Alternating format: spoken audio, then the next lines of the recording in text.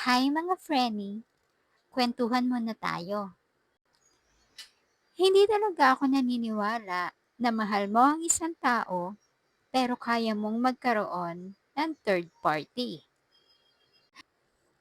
'Di ba?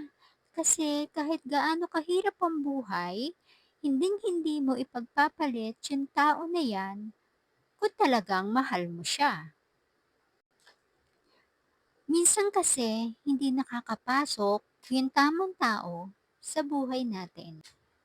Because we are holding on that person na hindi naman talaga para sa atin. So why not bitawan natin?